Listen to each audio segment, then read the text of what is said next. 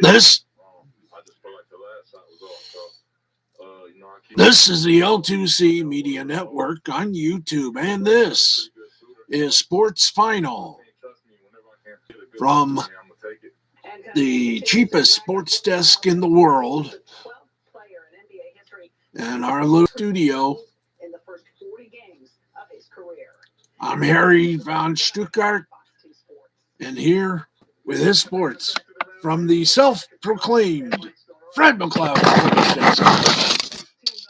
Hello, good evening, good afternoon, good morning. Dear God, it's 12:15. What are we all doing up here at this moment in hour? Oh, yeah, that's right. We do sports. So, you will excuse me. Let me get the cheapest thing to a teleprompter. Flip it up, flip these on this way, flip these on this way. Forgive me for a moment, got a little toothache, so humble apologies to everyone for being a little lethargically late. But had some things to do, had some people to say howdy to, and can we thank you very much? True. Thank you very much. All right, let's get started. And our teleprompter is saying, I'm not going to get started yet. Well, you is. Anyway, we got NFL football, we've got basketball, we got everything, folks. Let's face it, this is going to be one very wild broadcast. And welcome aboard. Yes, it's the Love Boat. So, as we get things all set and situated and everything all nice and neat and all warm and fuzzy, there we go. Hey, wrong thing, booked. There we go. Now we got it. Come on, people. There we go. Yay. And let us right now talk about the NFL, National Football League.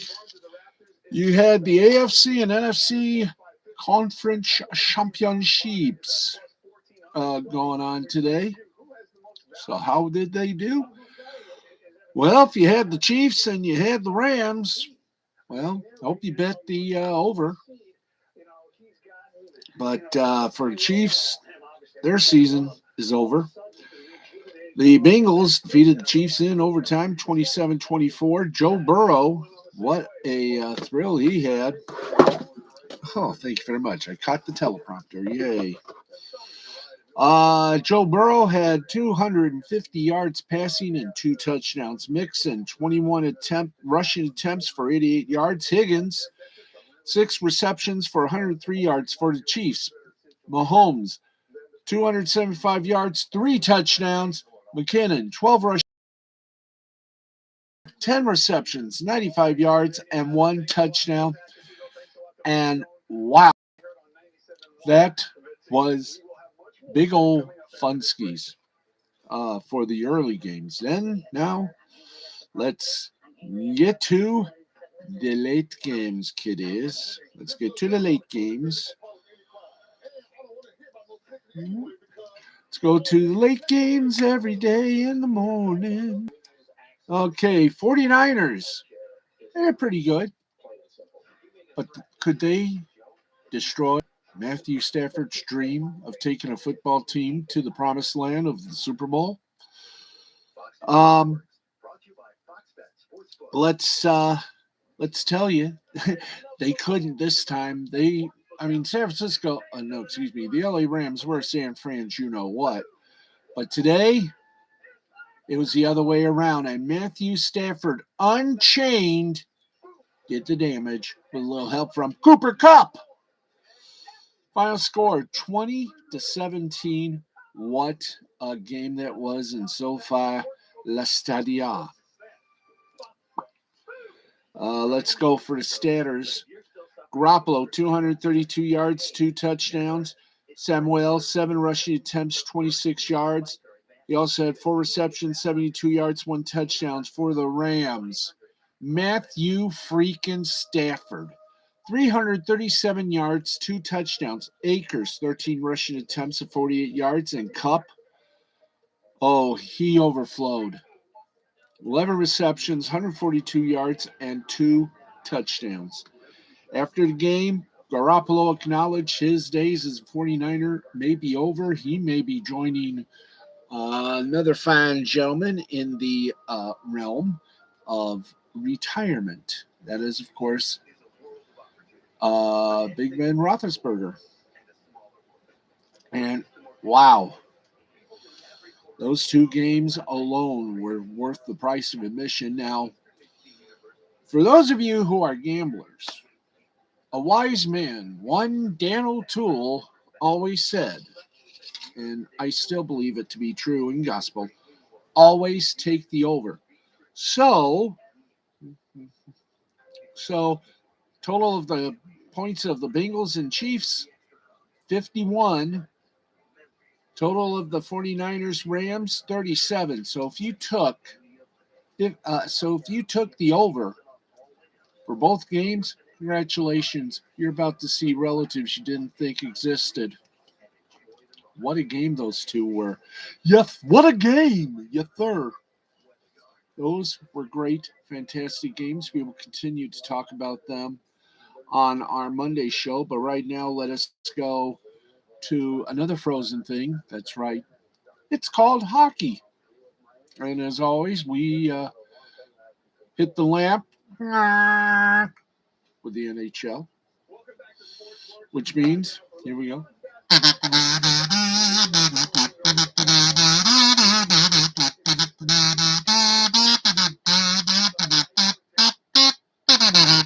That's right, kids. Hockey Night in Canada theme played on the kazoo, the newest instrument of love. So let us get to it. And of course, we have the 3-star selection. I should say we're on. Should I not? Yes, I should.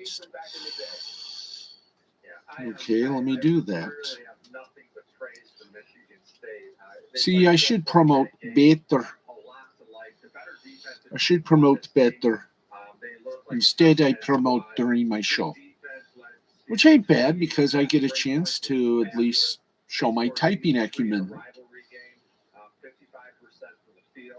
thought that Hogarth was the best player in the court. He had 11 points, 10 assists, which is really good, and only 1 turnover.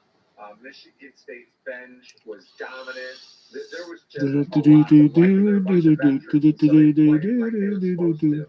And when you look at the Big Ten, Michigan State is right there. You know, they're just a game behind Illinois, and Wisconsin, Purdue's right there too. But I love their rotation. They're deep. They're physical. Okay, just give us a little second here. Do do do do do do do do. Very acceptable in a big physical game like that. Yeah, I thought they were able to easily overcome 13 turnovers. Cha cha cha. Look at Michigan, Tim. Okay, are you surprised at their lack of physicality in that second half? Okay, and boom. I should have done this earlier, I know, but let's put it this way. It is better to do it during than it is after.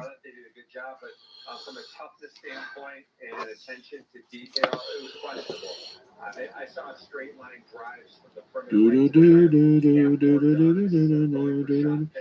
This is the best part. It was a really subpar effort, and maybe the biggest issue. Oi.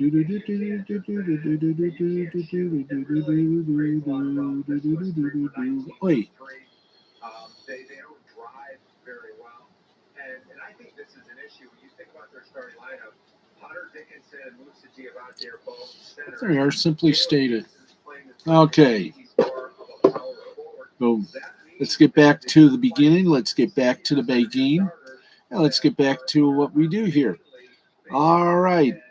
Los Angeles Kings defeated the Pittsburgh Penguins 4-3, and your Molson 3 stars were Moore for LA, 2 goals. Rust for Pittsburgh showed no rust with 2 goals, and Kopitar for Los Angeles, 2 assists.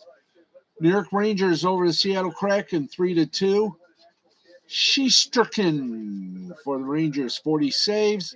Zibanejad for the Rangers, 1 goal, 2 assists. And Miller, New York Rangers, 1 goal. The Carolina Hurricanes, yay, I said that right. Huzzah. They beat the San Jose Sharks. Do you know to beat San Jose? Fa la la la la la. La la la la. La la la la. La la la la. La la la la la la la la la la la la la la. I hate bots. I do. I truly do hate bots. When I hate bots, we bounce them. There we go. Thank you very much. Okay, let's keep going. Already done that.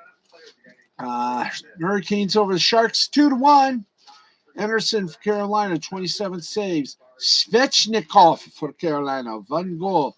Trocheck for Carolina, 1 goal.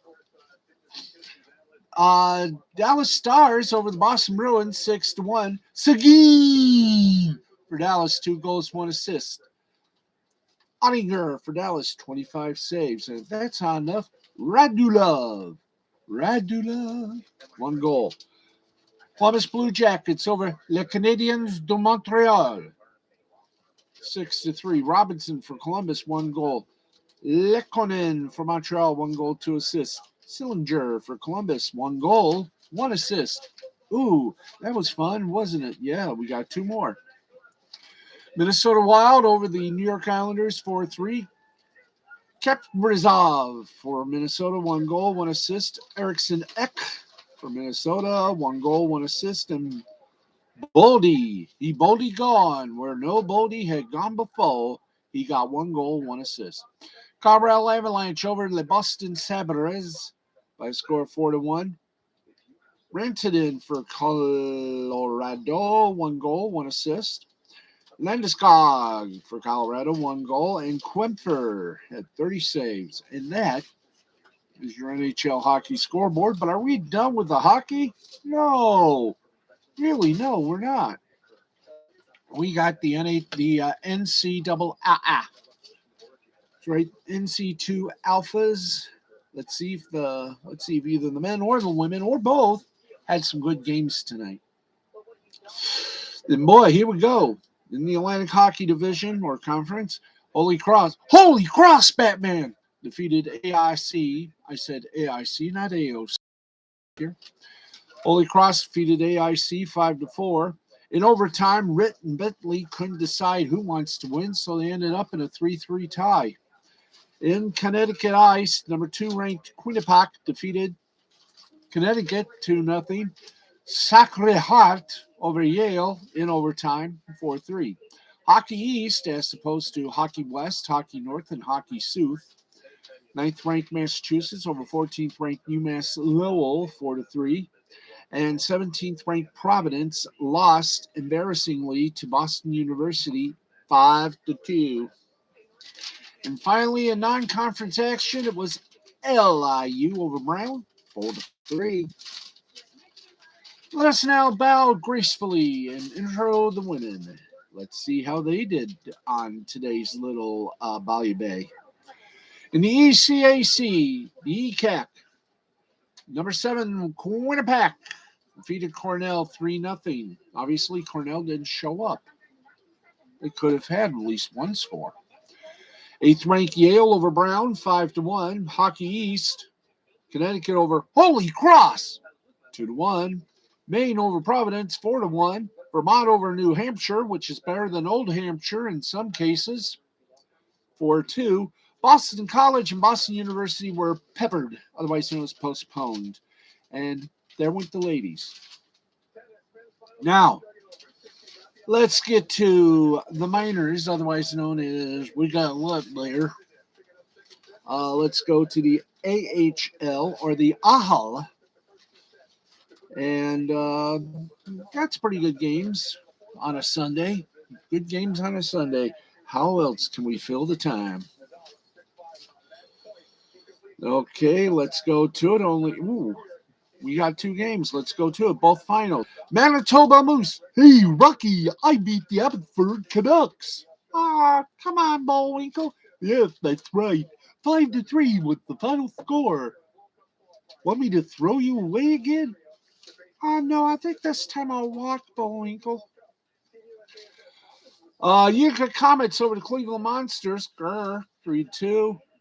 And the Lehigh Valley Phantoms over the Hershey Bears, 3-2. Hershey Bears, they're the only Bears that give kisses. I'll wait for the laughter on that one. Okay, let us go to the Big O, as in Ontario. That's right. And were there any games scheduled? Let me see. There were 7 games. 7 games in the fullness of a Sunday. Let's review, shall we? Mississauga over Niagara by a score of 5-2. You got North Bay. You got North Bay over Ottawa in a shootout, 3-2. You have Saginaw over Flint, 7-5. Kitchener over Sarnia, 6-5. Sudbury over Barrie, 6-5. Hamilton versus Kingston, 5-2. And my God, we had a complete board. Peterborough lost to Oshawa, 4-3. We had a complete board after days, hours, complete silence from the other teams due to the vid of COVID. So guess what? Everything. We are now back to an abnormality, folks. It's known as everybody's playing. Haha. Yes, everybody plays. Don't you get it? Yes, I get it. Okay, let's all get it together, shall we? Yes, sir. We're gonna get you proud here. We got let's get down there. Boom. Thank you. Okay, we did the AHL, we did the OHL. How about the ECHL? Shall we? The Echo? Yes, let's get you some scores from the Echo. The what used to be called the ECHL, the Eastern, well, you know what they stood for. Now they just call themselves the Echo. So the East Coast Hockey League, that's what they used to be called. Now they're just called the Echo. And we had some games. Yes, shocking, but very, very twill. And let's do this. Don't you just love it when things start to go bananas? Bananas, we go fruit. Boom. Here we go. Let's see. Who are we looking for here? The Echo. There we go. Let's give you the Echo if we can. Let's give you the Echo if we can. Okay. Okay.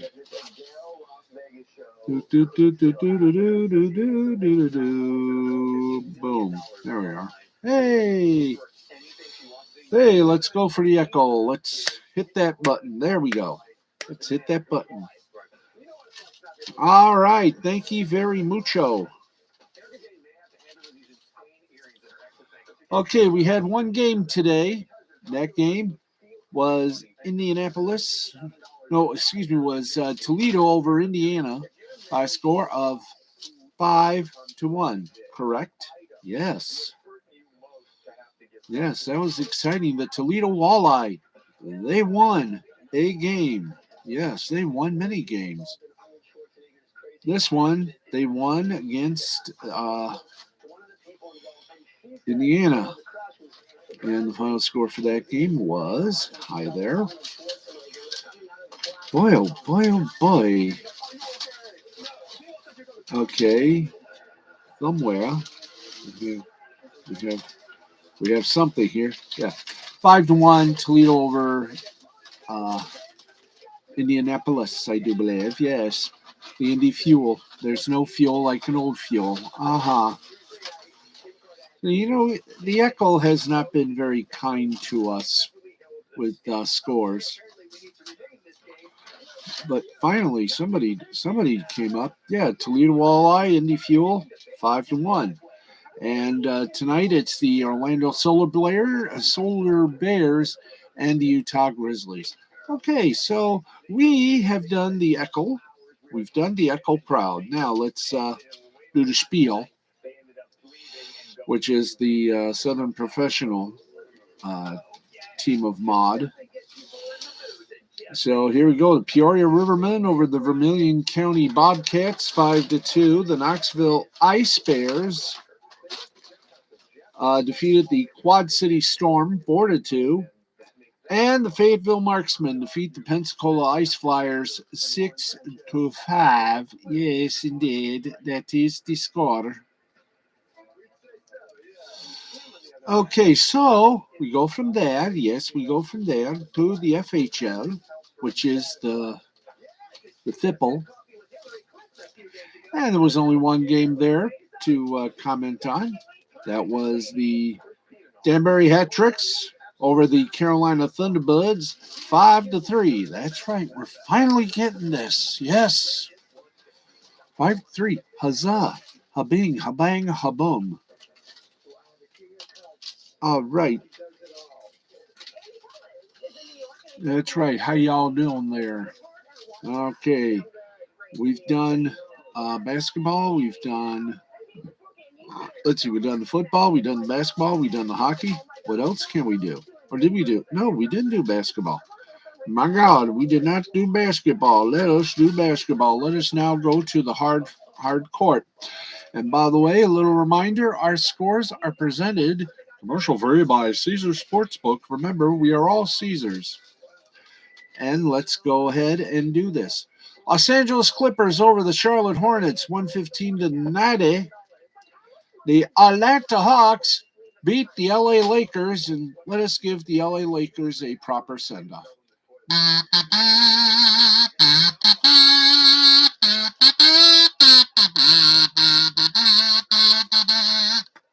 thank you very much. If I can make this kazoo, get some, little other materials, I can have a kazoo bagpipes, kazoo pipes. Hey, not bad. 129-121. Hawks over the Lakers. Chicago Bulls over the Portland Trailblazers, 130-116. The Detroit Pistons beat up on the Cleveland Cavaliers, 115-105. The Orlando Magic over the Dallas Mavericks, 110-108.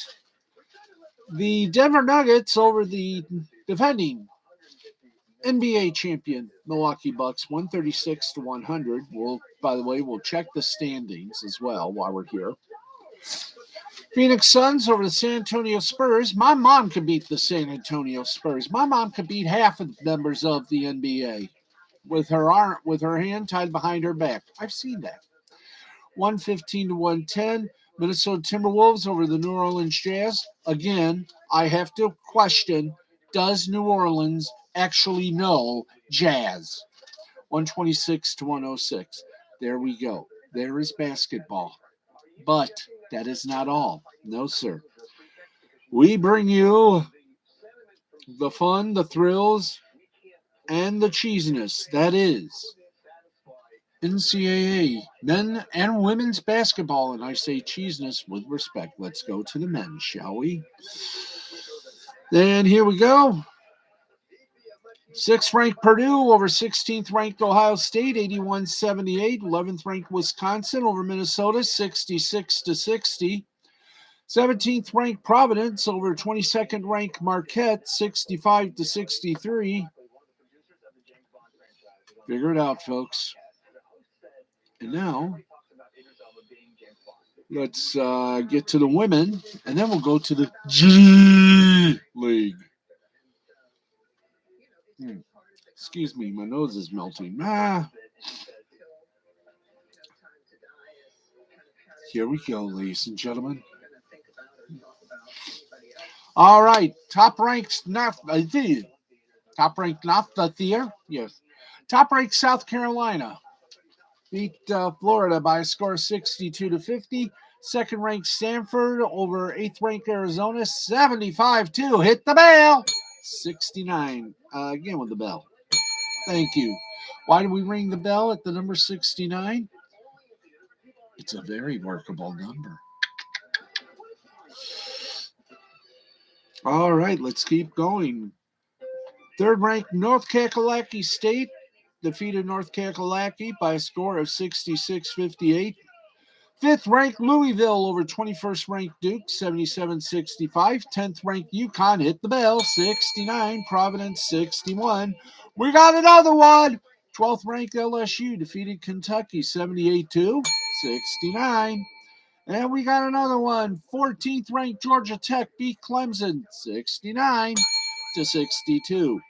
15th-ranked Georgia beat up on 24th-ranked Ole Miss, 62-52. 17th-ranked Maryland over Penn State, 82-71. 19th-ranked Oregon over USC, 80-48. 20th-ranked Notre Dame over Boston College, 74-61. I think we set a record for the most 69s ever in a sportscast. Thank you. And now we go from the men, the women, the pros, to the funky and the chicken and the veal. That's right, of the NBA. It's called the NBA G League. And we hit that like we hit everything else with gusto. So let us fly high like a turkey and rich down. By the way, we got to play something for Cincinnati winning. Okay, let's see. Yep, all right, there we go. Okay. Here are the games from the G League. Delaware Bluecoats over the G League Ignite, 131-95. Motor City Cruise over the Maine Celtics, 126-112. Santa Cruz Warriors over Austin Spurs in gold member, 123-110. There you go. We have done hockey. We have done basketball. And now we go to something fun, something entertaining, something that says a lot about this country. It's called headlines.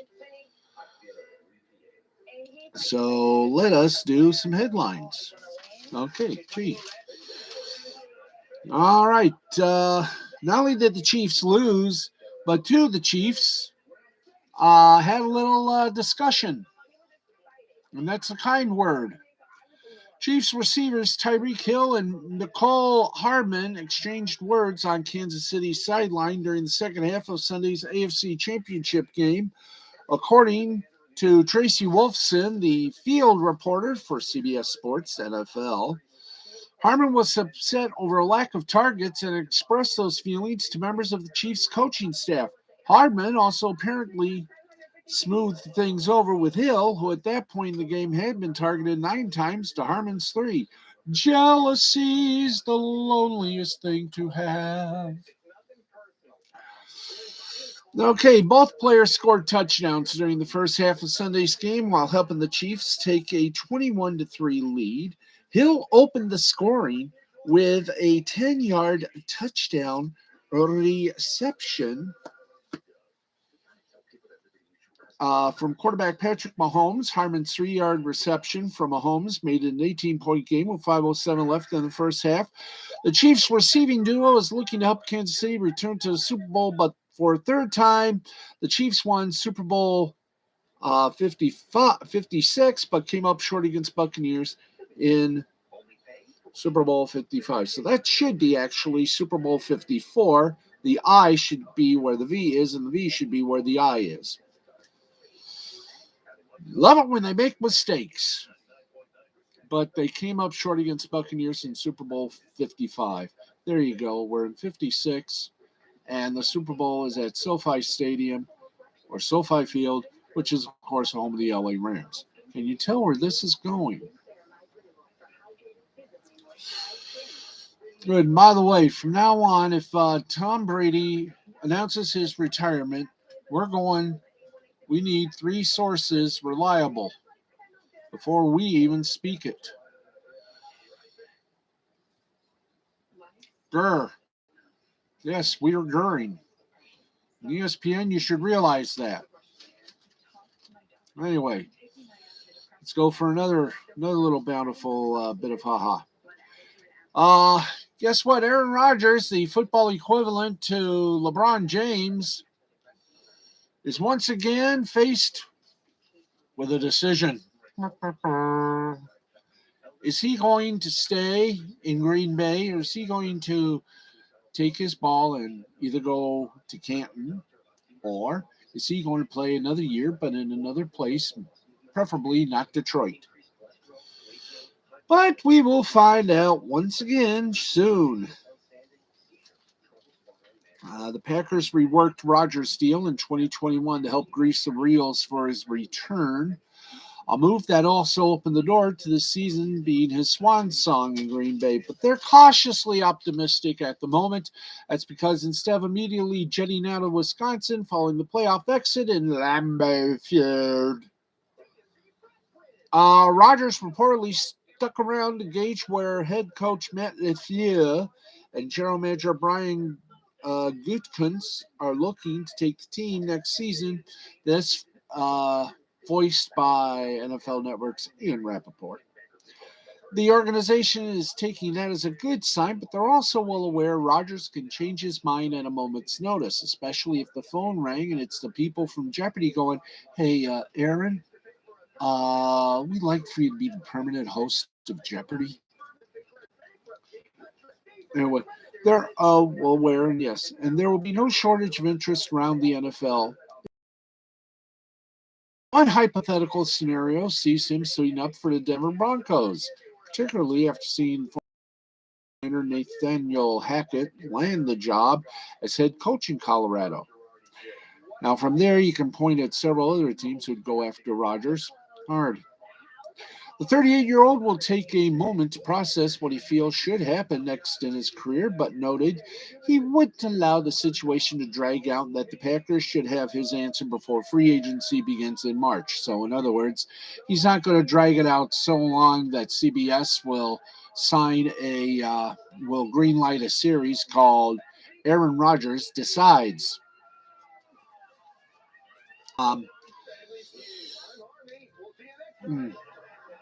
Excuse me.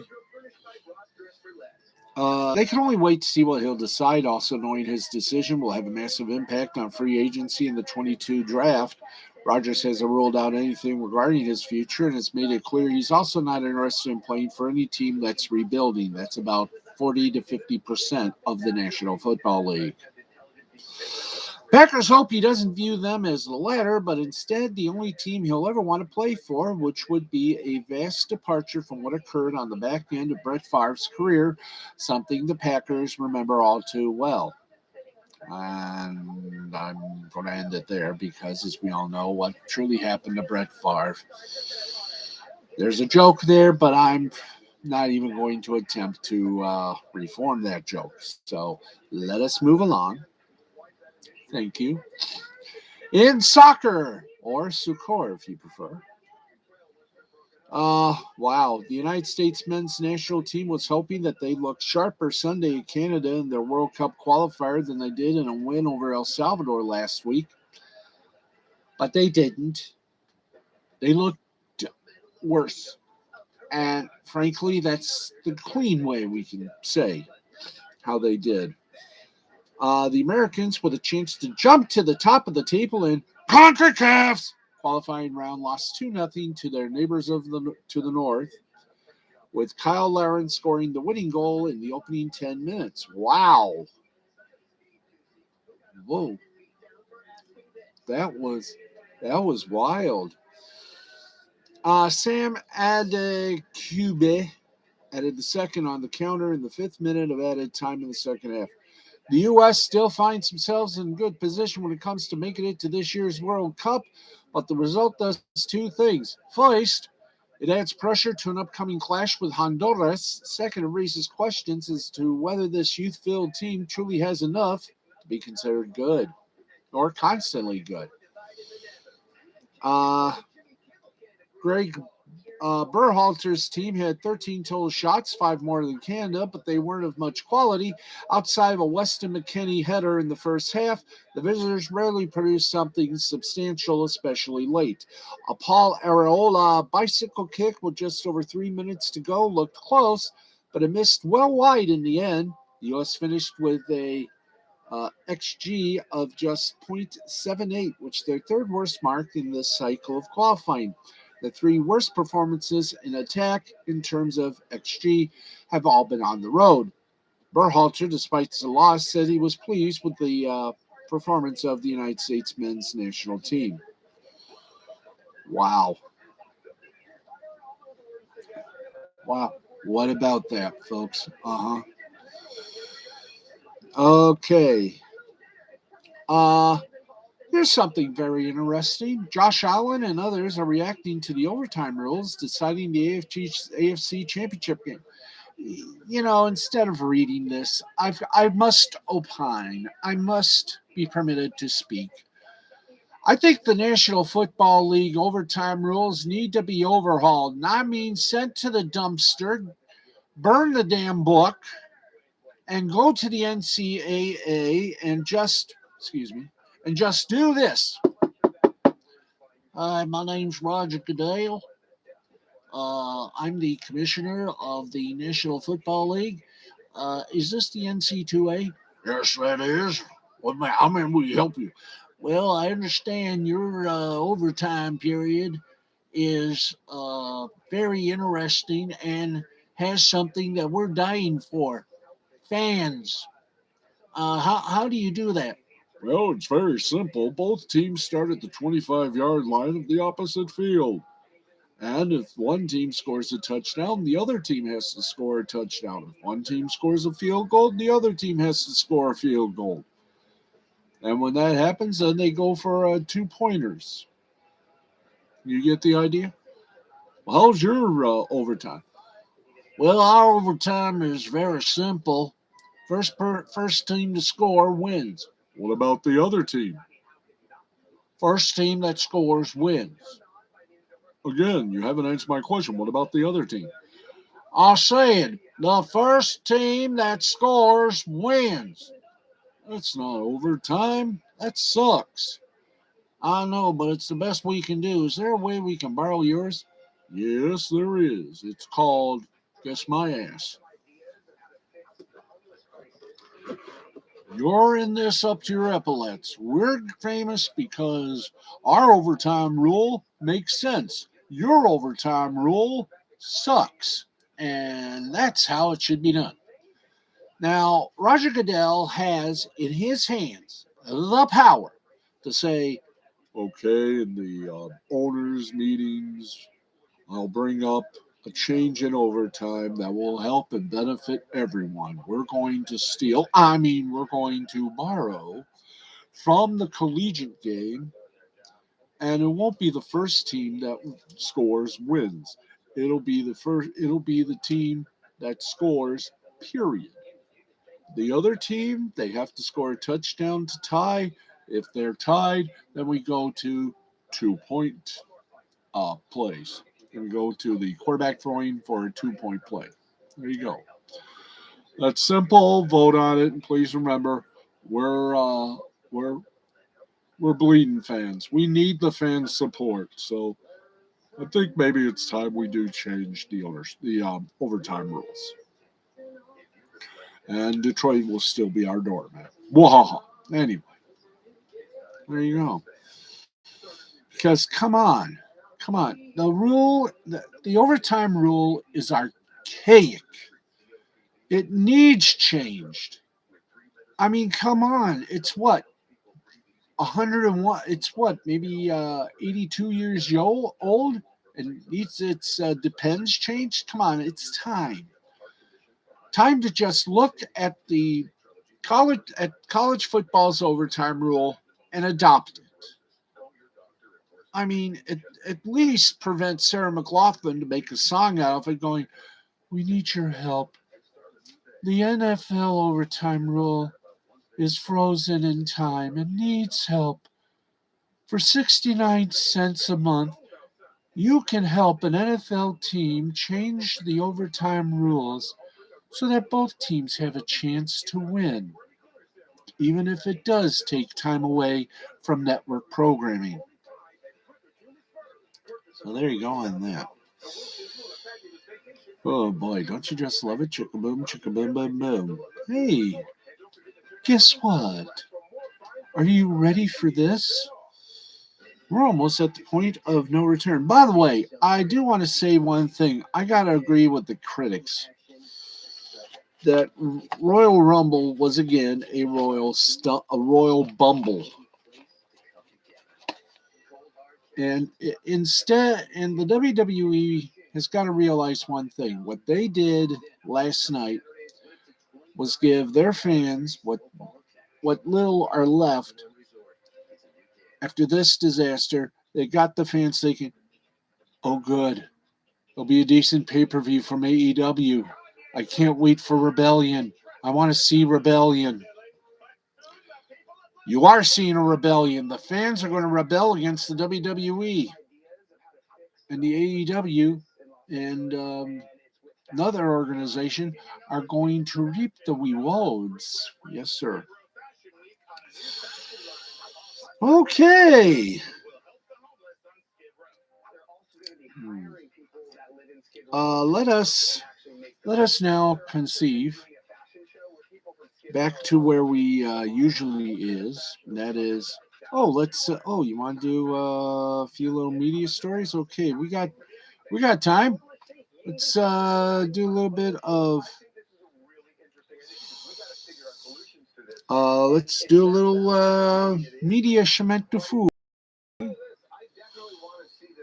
All right.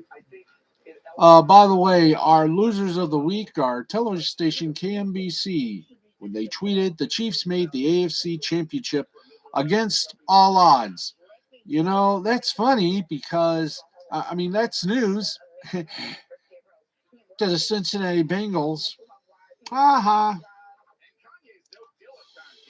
ha.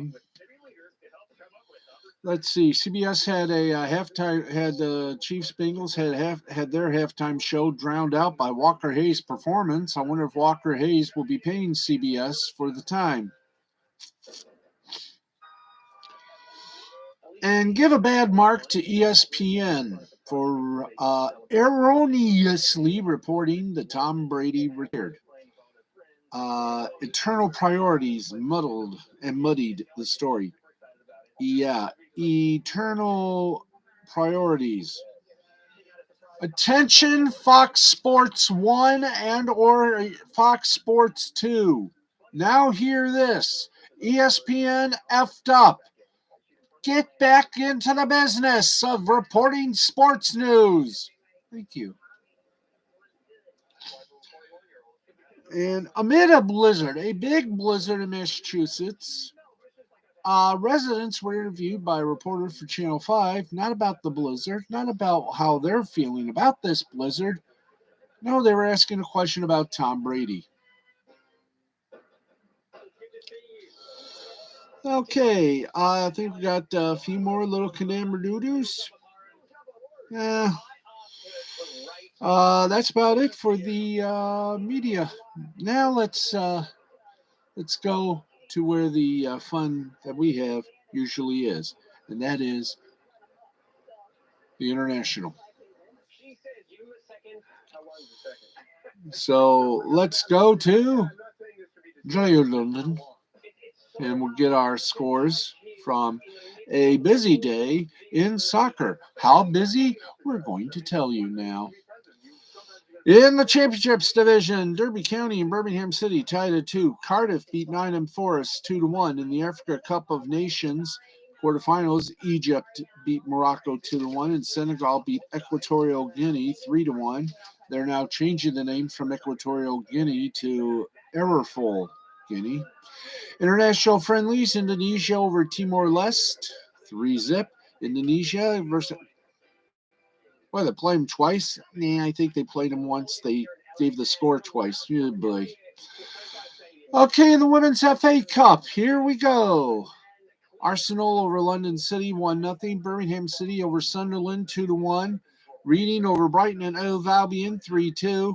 Durham over Blackburn 3-1. Everton over Huddersfield Town 4-0. Charlton Athletic over Plymouth Argyle 6-0. West Ham over Sheffield 4-1. Southampton over Bristol City 1-0. Billary Clay and Coventry United tied at 1, but Coventry won 4-2 on penalties. Manchester United over Bridgewater United 2-0. Liverpool over Lincoln City 6-0. Ipswich Town over Newcastle 1-0. Leicester City over Tottenham Hotspur 3-1. West Bromwich Albion and Exeter City went goose eggs, but West Bromwich won 4-2 on penalties. World Cup qualifying North and Central America. Canada, as we said, beat the U.S. 2-0. Panama over Jamaica 3-2. And Mexico and Costa Rica ended up goose-egged at 0. FA Women's Cup champion, or the FA Women's Championship, Crystal Palace beat Lowes by a score of 3-1.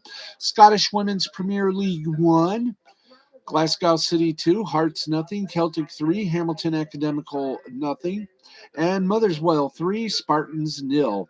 French Coup de France, Bijoc Perigord over Saint-Étienne 1-0, Monaco over Lens 4-2, Australian A-League action, Sydney over Central Coast 3-2, Adelaide over Newcastle 2-1. And in Swiss Super League action, St. Gallen over Lausanne 5-1, Basel over Luzern 3-0, and Sion over Grasshopper Club 2-0. Ooh, let us now go to our last little bit of segmentation because we are near the end of our program. Oh boy, are we near the end of this show. So here we go, face to face.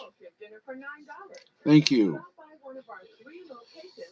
All right. Here we go. In Italia basketball, or Italy basketball, Lega A, in overtime, Reggiana over Tortona, 89-93. Olympia Milano, no relation to Alyssa Milano. I finally got that right, 74-64 over Fortitudo Bologna. Varese over Trento, 90-89. In overtime, it was Treviso over Pesaro, 108-105. Brescia over Venezia, 93-82. Cesari over Brindisi, 102-75. And Espanyol, Bilbo over Unicaja, 83-77. Manresa over San Pablo Burgos, 93-68. Barcelona over Juventud Badalona, 99-84. Morabanc Andorra over Real Madrid, 88-83. Valencia over Tenerife, 80-78. And Gran Canaria over Obradorio Cab, 71-69. In Swedish hockey, it was Orbro over Oskarshamn, 3-0. Djurgårdens over Färjestad, 3-1. And Skellefteå over Barnes, 6-4. In the Czech Republic, Plzeň, hi there. Plzeň over Trinec, 1-0. Kladno over Litvinov, 5-2. Ziln over Kometabrno, 5-2. Kesk Bujovic over Liberec, 2-1. Mountfield over Viktovic, 3-0. Sparta Prague over Olmuk, 6-1. And Mlada Boleslav over Pardubice, 4-0. And congratulations to Rafael Nadal. He beat Medvedev in straight sets. That's right, in straight sets. 6-2, 6-7, 6. Let's see, 3-2. How in the elk? Okay, 3 sets to 2. 6-2, 5-7. Okay, now I got it. 3 sets to 3 games to 2. Little straight setis here. 2-6, 6-7, 5-7 and tie. 6-4, 6-4. So there you go. Hallelujah, halitosis. Huh? Yeah, Nadal won. Are we sure of that? Yes. Nadal won 3 games to 2, or 3 sets to 2. Huzzah. So there you go, the Australian Open. Big time winners, one and all. Okay. That is going to wrap it up just a little bit. But we would like to pay tribute if we can, and I haven't yet um, got a poem out. But it was it was a sad day, but in some ways it truly wasn't. And let me explain why I state that. Um, Howard Hessman, the actor who made Johnny Fever famous and played on WKRP in Cincinnati, and of course played teacher in Head of the Class, made other appearances as well, passed away. And before I get hollered at for the way I spoke that, I do apologize. But I want to make this properly here. He died at the age of 81, and he was best known not just, as I said, for a teacher role they played. He played Charlie, the homeroom teacher on Head of the Class. But his one fame is for playing Dr. Johnny Fever on WKRP in Cincinnati. And I thought, I said to myself, he must be, along with, is right now in heavenly paradise with Arthur Carlson, station manager, and salesman Herb Tarlick Jr. And they are probably celebrating by playing the theme to WKRP in Cincinnati. I wish we could play it here, but we don't own the rights to it, so I don't want to get a copyright strike. However, nobody said I couldn't do it with the kazoo, so here we go.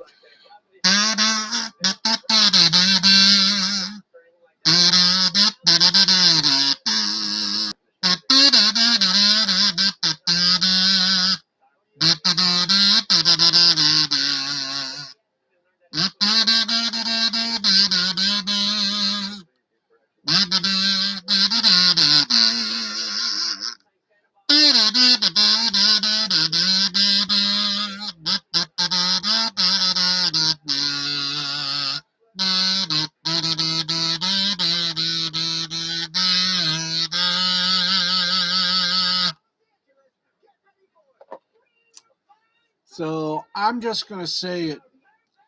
The Cincinnati Bengals gave Howard Hessman, Dr. Johnny Fever, a true send off. And I state this proudly as I can. Congratulations, Cincinnati. You did some magic. On the other side of the dais, how about Matthew Stafford? Matthew freaking Stafford. 12 seasons he played for Detroit. 12 seasons he was I don't care what anyone says. They can agree or disagree. But to me, he was shackled to a system that was archaic, did not allow him to play his brand of being the quarterback. Let him play his way, which would have been fast, which would have been methodic, which would have been literally exciting. But no, they said, we got it. We got a system. You're going to keep this system. They traded him last year for a Jared Goff, and the coach of the LA Rams, I have a feeling, just took off the shackles and said, this is your team. You run with it. You make this team yours. You are the leader. You are the one that we want. You're the one. You lead this team to battle. You give us victories. Hey, if we lose 1 or 2 games, that's okay. We try our best, but you are the leader. You run with it. Go with it. Do it the way you want to do. We'll help you out as best as we can with what we got. And now The Lions aren't in the Super Bowl. They're not in the playoffs. But we'll give their coach a pass for this year. This was his first season. Let's wait till next year. And in 2 weeks, it'll be the LA Rams versus the Cincinnati Bengals. I got to find out before we leave the airwaves here. Thank you, Sven. Before we leave the airwaves tonight, let us see how Vegas.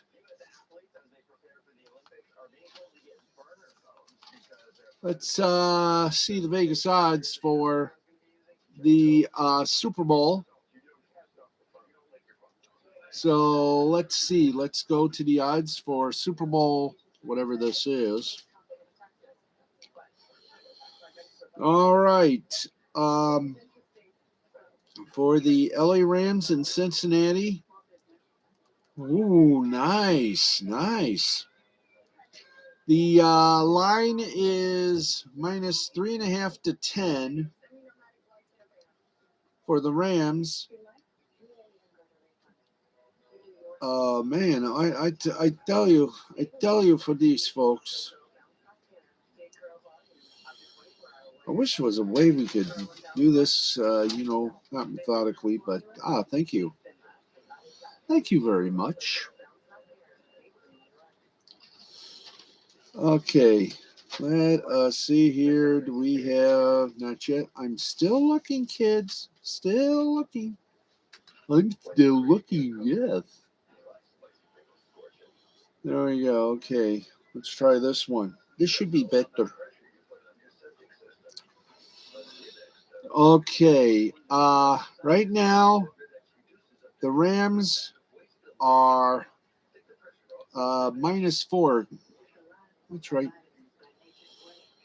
The opening line is over 200 for the Rams, under 250 for the Cincinnati. So let's just put it this way, folks.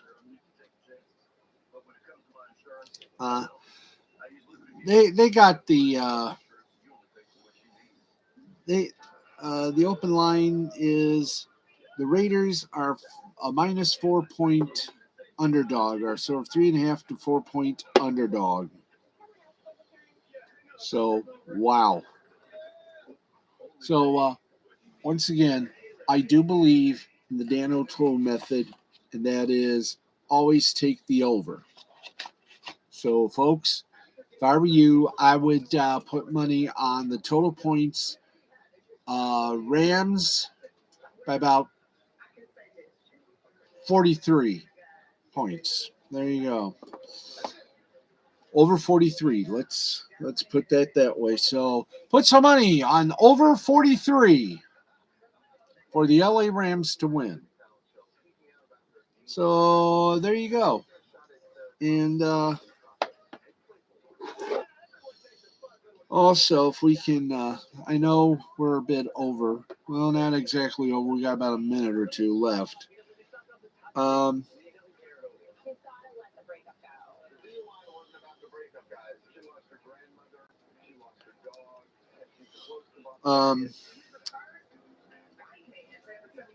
As you know, we're sort of joining our colleagues at Extra, one of their finest reporters.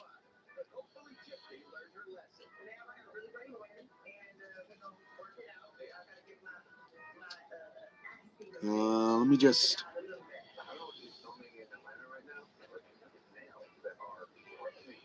Okay, hang on, folks.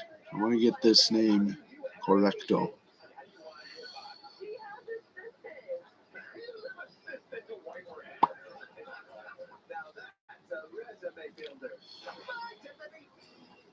Okay, let's get over this way. Thank you. Okay, before we also leave the airwaves,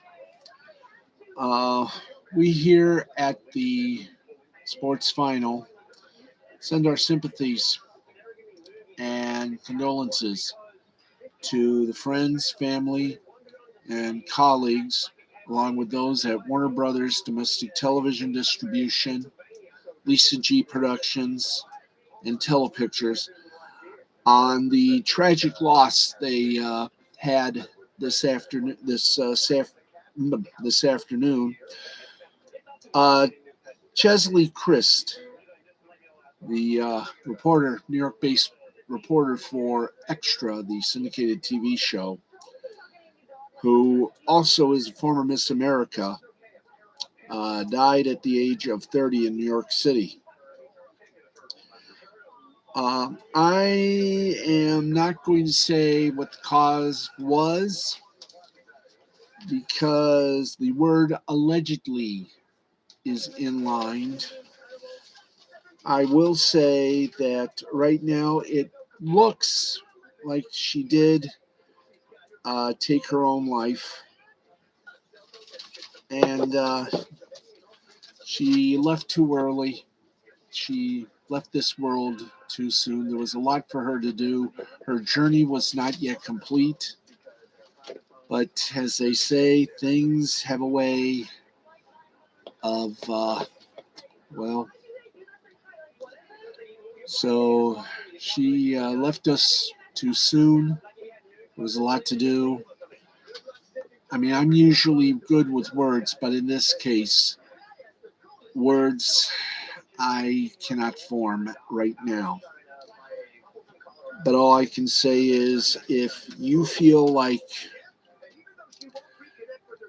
you need someone to talk to and you need a little of that help and you just need somebody, talk to your parents, talk to your friends. If no one's there, get a hold of the National Suicide Prevention Lifeline. That number is 1-800-273-8255. That number again, the National Suicide Prevention Lifeline, 1-800-273-8255. And just remember, you are not alone. Help is available. The number for the third time in a row, 1-800-273-8255. And we're just going to end right now. We thank you for watching. Thank you. And we'll see you tomorrow night.